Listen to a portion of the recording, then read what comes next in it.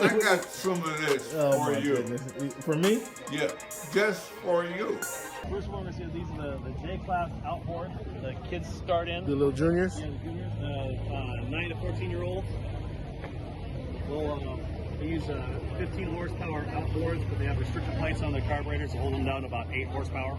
Okay. Now if you take the restrictor plate off and go with the full 15 horsepower, now you're in the A class. Same size boat, just a more powerful motor, so you're in the next class up. And the next age up, or is that a little bit experience? Or yeah, age? a little more experience. Yeah. Okay. So that's like this is the J class.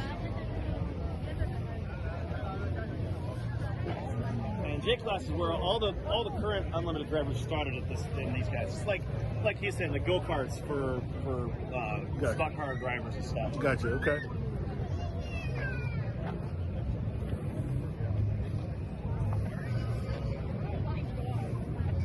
The other support class that we have here this year is the Grand Prix class, which is one step below the Unlimiteds.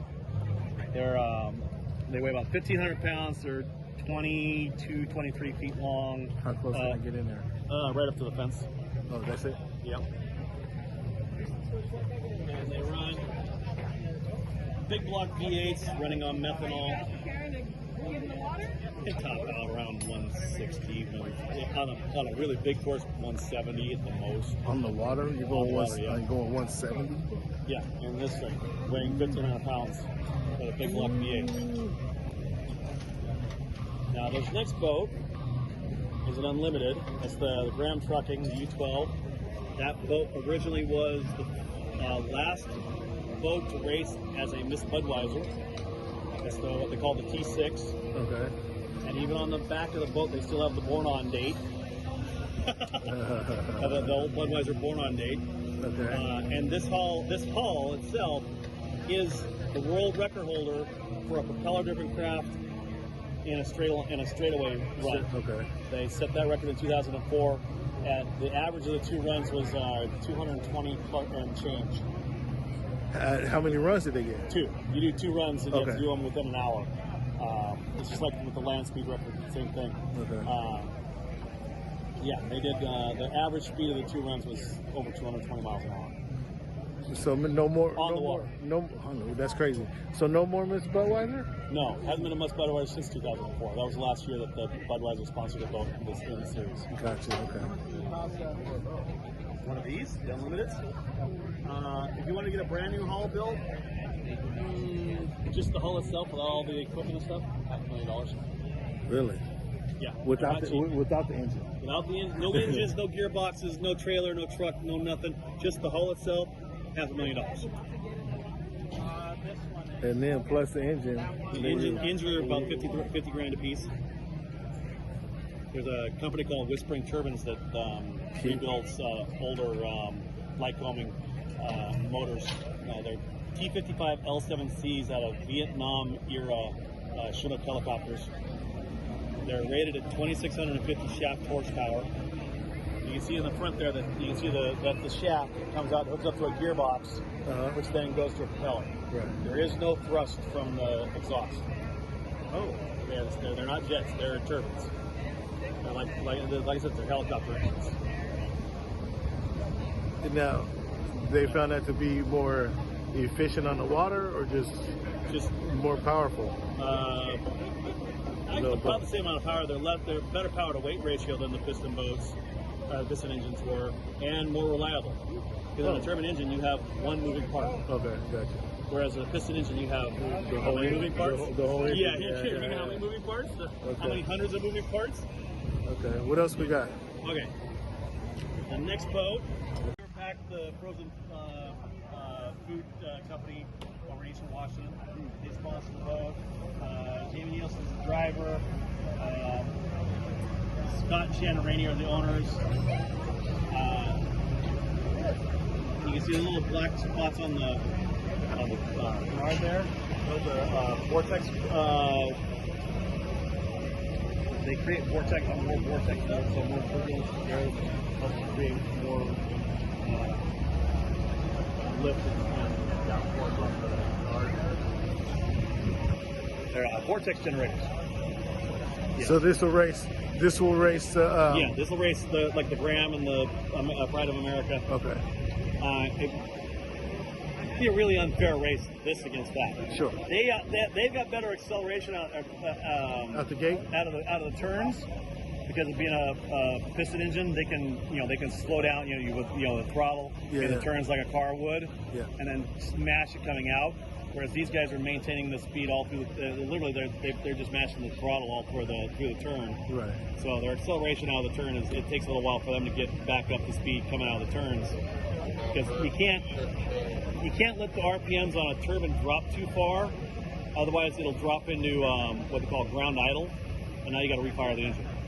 And obviously, if you do that, you done lost the race. Yeah, you've lost the race. Yep.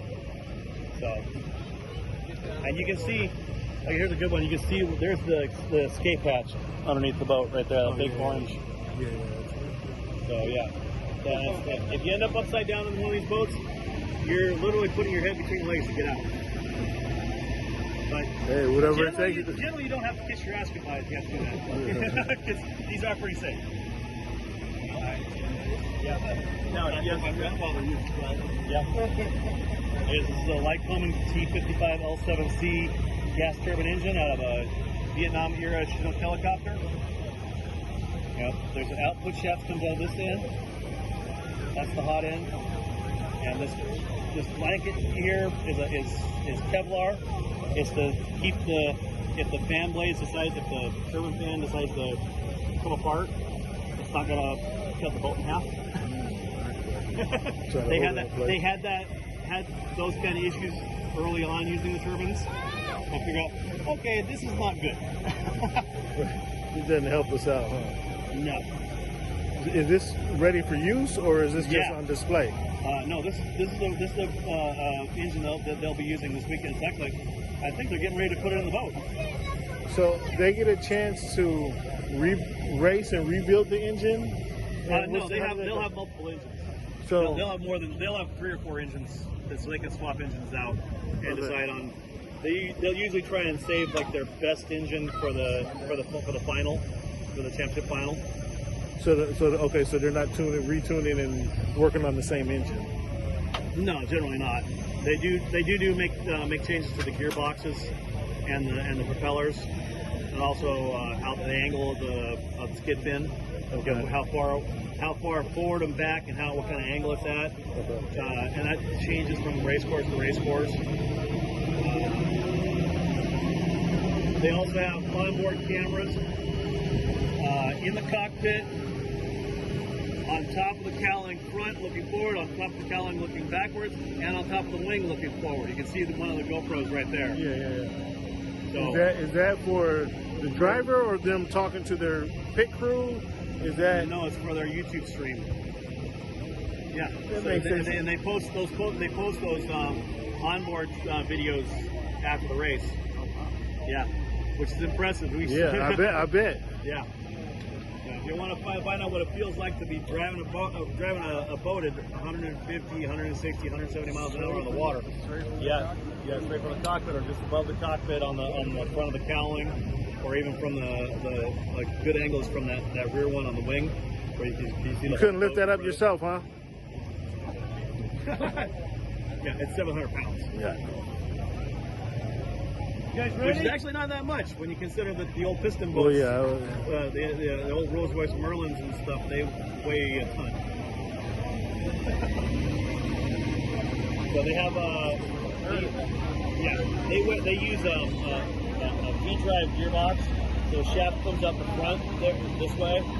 There's a gearbox, and almost like a transfer case on so these are propeller driven. There is no thrust, no power, none of their forces coming out of that exhaust stack in the back. It's all through the propeller. Just like a helicopter.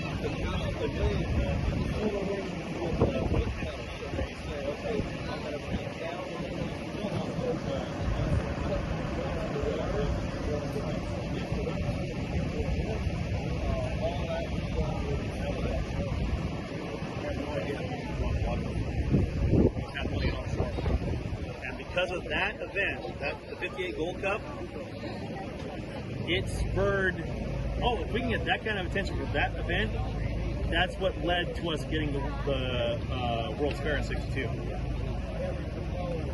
Which then led to us getting the Sonics. And then, all the big time sports we've got, you can trace it back to the 1958 Gold Cup. And Why was that? 1 million people on Sunday. That came out. So that tells you what Seafair has been back then. What was that? What year was that? 1958. Seafair began in 1950. The boat races started in 1951. Because in 1950, there was a gentleman, a local businessman by the name of Stan Sayers. He had an idea of getting a friend of his, a boat designer and builder, Ted Jones, to build a boat to break the world water speed record for, which that was all they didn't have jet boats, right? But for the water speed record, and they built one. It's called the Slow Motion 4. If you want to see her, she's up at the Museum of History and Industry, hanging from the fully restored by the museum, by the Hydroplane Museum. They went out here on Lake Washington, and they increased the water speed record by over 30 miles an hour. Oh wow! I mean, they just didn't break the record; they obliterated it. It went from from the 140s into the 170s. The Miss Apollo. Miss Apollo. This is the Miss Apollo mechanical, driven by Dave Whitlock, the winningest driver in the sport, 68 wins, 69 years old. He won the Gold Cup last week in Tri-Cities, his 11th Gold Cup victory. This is actually his team. It's a two-boat team, but they have 3 hulls. This is actually their spare hull. They damaged the primary Apollo, and they're just taking their time repairing it. So they're going to use the backup hull.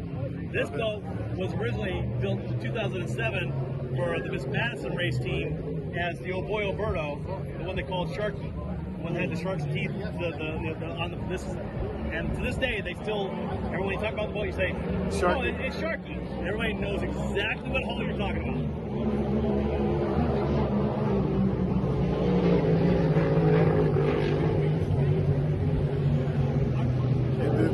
So over here is the Miss Griffin Real Estate. They're teammates, except out there. Right. Okay. No teams on the water. Okay. Wow, Griffin Real Estate, they have to have their own boat. Really? That's why they're sponsoring it. They're sponsoring it for the last few years. One of the partners in real estate? He's the team owner. That helps. Dave Whitlock is Garth Whitlock.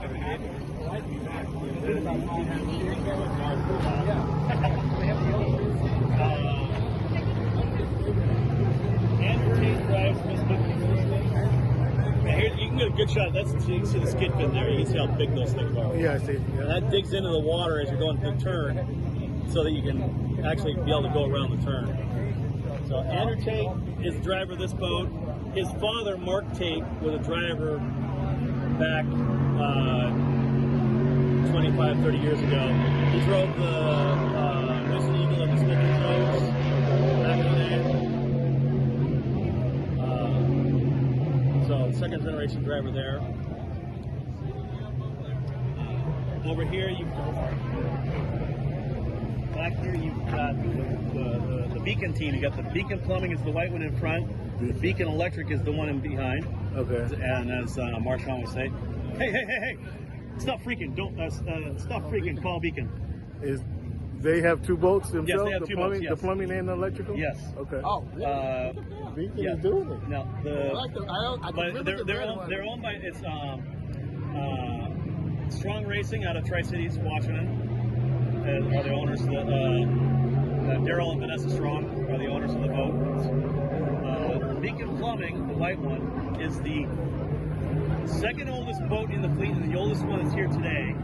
First race in 1992. And Dave Whitlock, the driver of the Apollo, won his first race in that boat in September of 92 in San Diego. So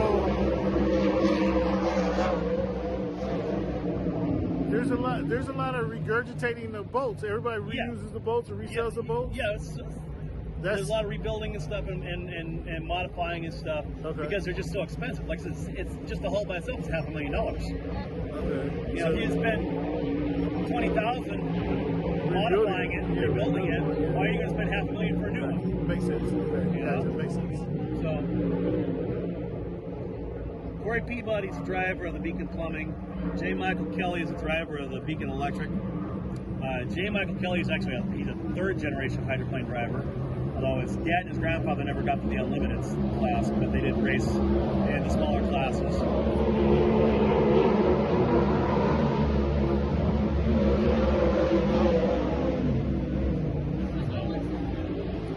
The Grand Prix boats, they run on methanol. So you got to be really careful when you're fueling them because alcohol, when it burns clear. You can't see the flames in daylight. So yeah, the only time you know someone's on fire is like, oh, yeah, right. You be careful. But this is what you get. The Unlimited's run on Jet A, JP4 jet fuel. Okay. Essentially kerosene. Okay. Just high test kerosene. This is the last of the Unlimiteds here. We have 7 boats in the field this year. What do we got over here? It was seatbelts wasn't a regulation back then. They did form the seat to be, to the driver. Yeah. So how were they controlling the downwind in these cars? Were they? They just weren't? By how much you. These are what they call a prop riding 3-point hydroplane. When they're on a perfect plane, there's only 3 points of the boat that should be touching the water. It should be the back edge of each sponson and half of the propeller. The propeller is literally lifting the back of the boat. It's sitting so fast, it's lifting the back of the boat up out of the water. Okay. That's why they call it a prop rider. Okay. So part of what you can do controlling is by how much is the propeller RPMs. You play how much with the throttle. Yep. And that's the same for the Miss Budweiser? Or? Yep. All these older boats, they didn't start using the canards until the late 80s. Okay, ready? Come like this, like stick your back.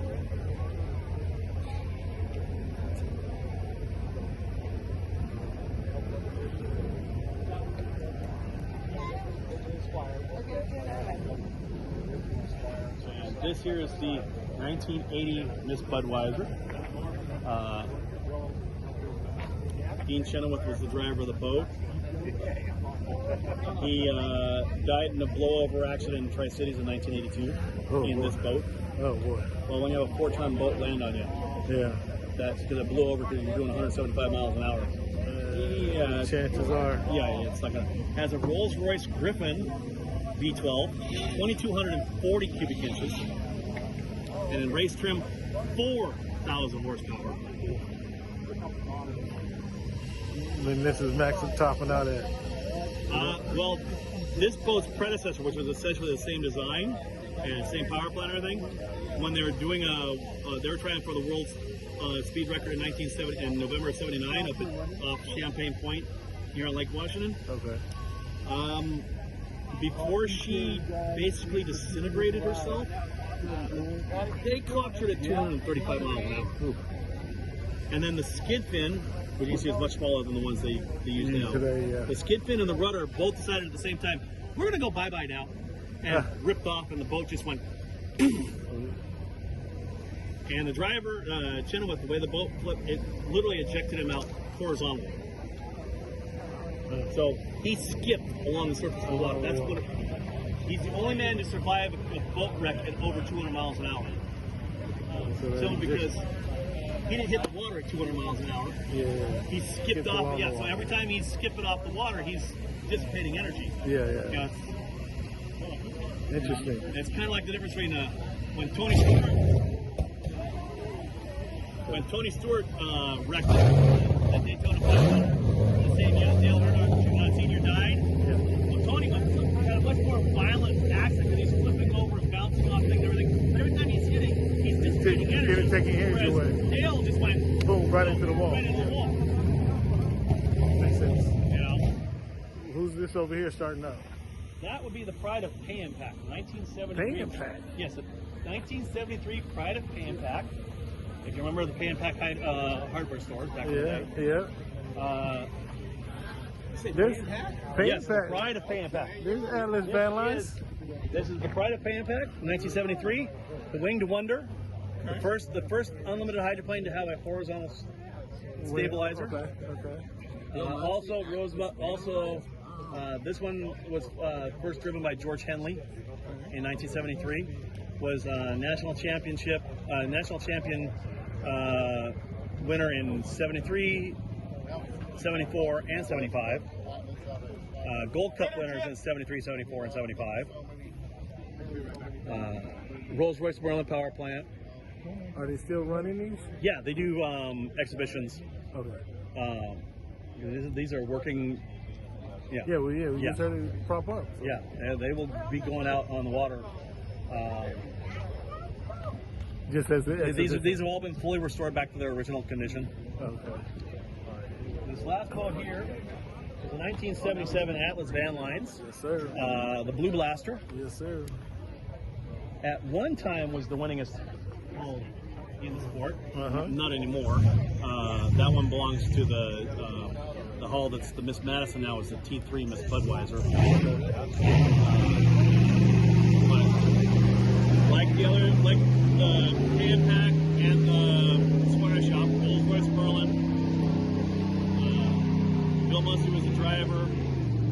Died in the last race this boat raced in was the World Championship in Acapulco in 1981, and Bill flipped it and died in that race. Oh. And when she landed, you looked at it, you go, well, it doesn't look like that bad of damage. No, she was completely cracked, almost in half along the bottom. Okay. But so they didn't restore her for years. They finally restored her, and now pretty much the only person that's allowed to drive her is Chip Hanauer. And that's per Fran Muncie, Bill's widow. Right. So the Chip still race? Yeah. No, Chip doesn't race anymore. He does drive. He'll drive the Atlas. He'll drive the Squire Shop. But only for like the exhibitions they do. Yeah. That's been great information, Ron. Yeah. And then you got you can see you got more stuff over here from the museum. They're restoring her. The museum's in the process of restoring her. Yep. They're in the process of restoring her. Wow, it's coming back to me, Ron. That boat right there. That pink T-shirt. I remember. They're in the process of restoring her right now out of the museum.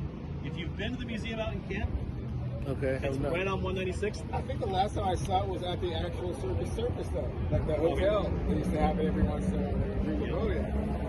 But like I said, the museum's out in Kent on 196th, just west of West Valley.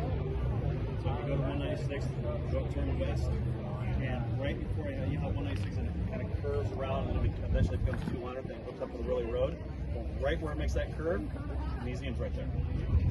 Museum. And they got all these boats are there. There's other boats they have there. They have all kinds of memorabilia, trophies, drivers' suits, helmets, models. I feel like this sport is ripe for being resurrected. Yes. It is. Yes, Well, it is. You know who was here earlier and got to drive that boat? Jim Johnson. He was here today? Yes. The NASCAR driver. Wow. Yeah. Wow. Yep. Because, well, Jimmy grew up in San Diego. And we all know about Jimmy, so they grew up in San Diego. Well, his dad, I didn't know this until a few years ago when I found this, his dad was friends with Bill Munson. And there's actually a picture of Jimmy when he was about 4 or 5 years old, sitting just in front of that back wing on the Atlas Van Lines in San Diego. Wow. So this is like a dream come true for him to drive Bill's Get a boat. chance to drive the boat. Yeah. That's awesome. This seems like something millionaires would fight over, like who has the best boat, man. Like not even really. Similar to auto race. I would love, with Jimmy's connection and stuff, get involved in the sport. Jimmy, get involved in the sport. Your connections with the France family. Get speed and ego. Yeah. And exposure. You blend that all together, you got some. So we got, and you can see they got these 120 model kits. They're $50 a piece, and then they got the. You can even convert them into little RC boats. Okay. So, Okay. and they got. Racing yourself. There actually is RC ice boats. Is there really? Yeah. Most of those boats are 1 to 10, 1 to 8, and 1 to 6 in scale. Oh, okay. So they're much bigger. And they're electric. Now they're going out.